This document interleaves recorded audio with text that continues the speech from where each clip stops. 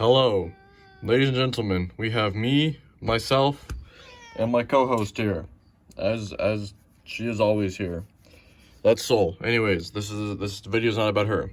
I have decided to make an appearance once again to discuss another animal, a very fun one, who is probably really mad that I'm here. Also, if you hear crickets in the background, don't worry about them.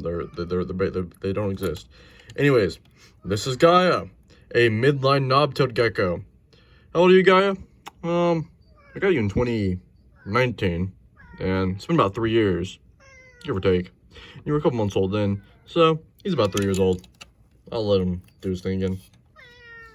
Anyways, I will now go over the care of the midline knob-tailed gecko, or prepare for me to butcher this, Nephrurus vertebralis.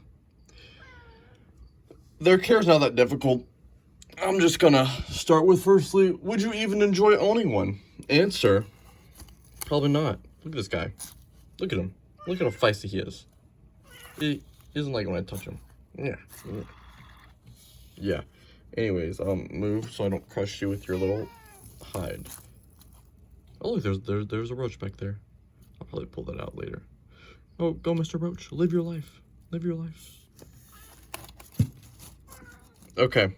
Anyways, now that he's out, they don't like, at least in my experience, they don't like to be touched very much, as we can see here. Yeah, they don't do much. They don't come out very often, except at night. That's when he's normally out. Otherwise, he spends all day sleeping. Now,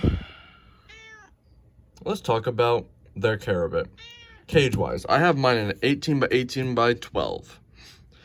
I'd say you're gonna want at a minimum, a 12 by 12 by 12 for like a single one. But a 10 gallon's probably better, probably easier to do, and all around better. So a 10 gallons we're going as a minimum.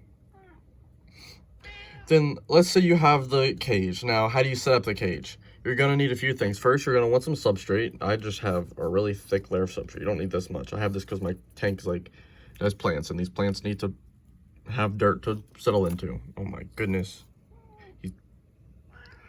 Don't be so dramatic.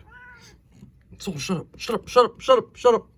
Anyways. So let's say you have the 10 gallon, right? You're gonna want some sort of dirt they can dig into, because they love to dig.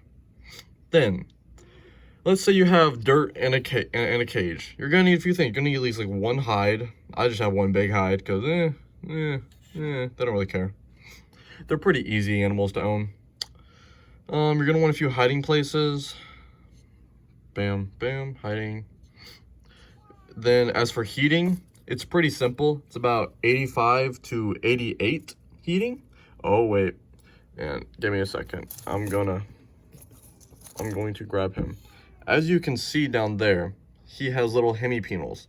That's pretty much how you can tell. Let's see if I can get to it. You see those little balls? That's how you know he's male. He's like so annoyed right now, just so annoyed. You're gonna need a water bowl. They need those. Humidity, you're gonna want about 40% at a maximum. His tank gets humidity when I water the plants like every Sunday, so that's how that works. Feeding, they'll eat pretty much any bug that can get their attention and fit inside their mouth. Except he didn't eat his roach, but whatever. I'm not gonna judge him. And they got some pretty big mouths because they got pretty big faces. As for heating, you could honestly either go with an overhead basking light, just keep it pretty dim. A heat pad I've used a heat pad before, so they do work. As for lighting, I would use a Zoom Med 5.0, so nothing higher than like 5%, 2 to 5% is probably best. That's his poop corner. He always poops back there. Anyways. Other than that, they don't need UVB. It's just recommended. What else can I talk about for him? Lifespan. You're looking at about 10 to 15 years, so they're not super long-lived reptiles or geckos. There's a lot of geckos that live much longer. But these guys are pretty unique. I know that this species of knob-tailed gecko is not as oftenly owned as other knob-tailed geckos. So I think that makes them pretty interesting. Price-wise, he was $350 when I got him, so I have no idea if that's the normal price. But he was $350 when I got him, so I'd be prepared to probably pay a good amount of money. They might be more expensive, might be a little cheaper, I don't know. Aside from that, I'm trying to think, what else can I even talk about for this site? Their care is like really simple. I'll just ramble to myself again. So, where are you? Right there. First, cage size 10-gallon at a minimum. Secondly, heating, you're going to want a hot spot of about 85 to 88.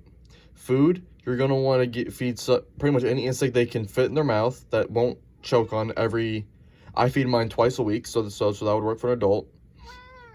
As for lighting, you're going to want UVB of about 5.0, so 2 to 5%. I use the Zoom at 5.0. As for dirt, you want something they can dig into because they love to dig. As can be seen here, you see normally when I set that up, there wasn't all that dirt there, but he likes to cover up his escape, and he makes his own like little X's and whatnot. You're gonna want a place for them to hide and whatnot. But yeah, they're pretty good. They're not like they're better than like say leopard geckos who are pretty prone to having bad sheds. These guys, I've never had any bad shed issues with him. Even if I did, he wouldn't let me mess with him because they don't like to be touched very much. But yeah, that's pretty cool. And if you want to sex them, the males are usually a bit smaller than females, and they'll have like little balls at the base of their tail.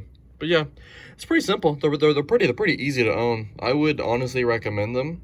So yeah, let's go, knob-tailed guy.